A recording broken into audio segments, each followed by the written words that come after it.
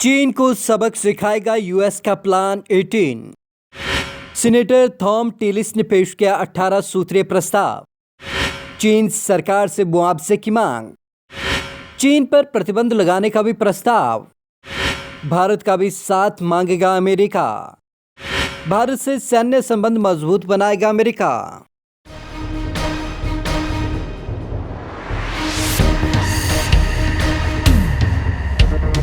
Corona virus के बढ़ते मामलों के साथ ही पूरी दुनिया में चीन को लेकर गुस्सा बढ़ता जा रहा है। खासकर अमेरिका तो उस पर कुछ ज्यादा ही विफरा हुआ है। वह चीन को पूरी तरीके से सबक सिखाने के मूड में है और इसके लिए वो किसी भी तरीके की कोर कसर बाकी नहीं रखना चाह रहा। अमेरिकी सीनेटर की 18 सूत्रीय योजना।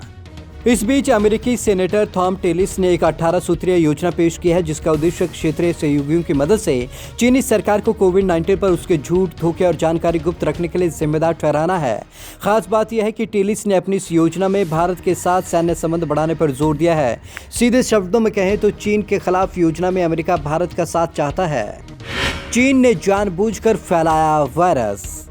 सीनेटर थॉम टिलिस ने चीनी प्रशासन की आलोचना करते हुए कहा कि वहां की कम्युनिस्ट सरकार ने दुर्भावनापूर्वक कोरोना वायरस को फैलाया, जिससे लाखों अमेरिकी पीड़ित हैं। यह ऐसा देश है जो अपने ही देश के लोगों को डिटेंशन कैंपों में कैद कर रहा है और हमारे सहयोगी देशों की संप्रभुता के खिलाफ धमकी दे रहा है।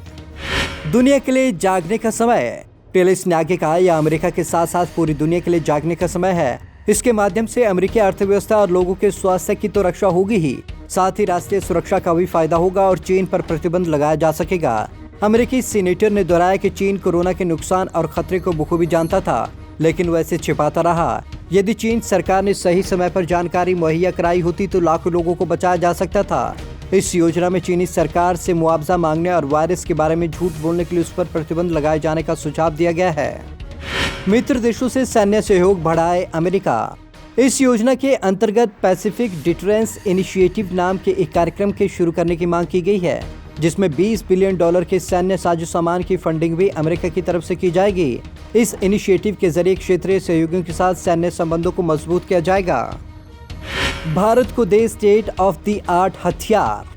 इसके अलावा सीनेटर ने भारत, ताइवान और वियतनाम को स्टेट ऑफ द आर्ट सैन्य उपकरणों के बिक्री को मंजूरी देने की मांग की है। उन्होंने जापान और दक्षिण कोरिया को सेना के पुनर्गठन और घातक मिलिट्री साजो सामान के लिए मदद देने की अपील की है। चीन से मैन्युफैक्चरिंग कंपनियों को वापस लाएं। उन्होंने अपनी योजना में ये भी कहा कि चीन में मौजूद सभी अमेरिकी मैन्युफैक्चरिंग कंपनियों को अपने देश वापस लाया जाए। वहीं चीन के ऊपर सामान के लिए निर्भरता को खत्म किया जाए। उन्होंने कहा कि हमें चीन को अपनी तकनीकी को चोरी करने से रोकना होगा और अमेरिकी कंपनियों को हमारे तकनीकी लाभ को हासिल करने के लिए आगे बढ़ाना होगा। सभी देश लगाएं चीन पर प्रतिबंध। सीनेटर टिलिस ने अमेरिकी राष्ट्रपति से अपील करते हुए कहा कि उन्हें अपने सहयोगी देशों से भी ऐसे ही प्रतिबंध लगाने के लिए कहना चाहिए, जिससे चीन को उसके किए की सजा मिल सके। टिलिस ने सभी देशों से मिलकर चीनी हैकर्स को रोकने और अपनी साइबर सुरक्षा को मजबूत करने का भी सुझाव दिया। हुवेई पर भी लगे प्रतिबंध।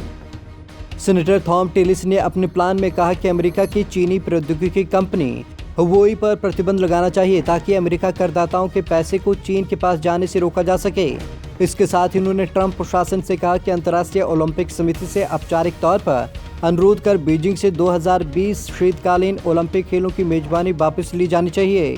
Bureau report, Punjab Kesari TV, Chandigarh.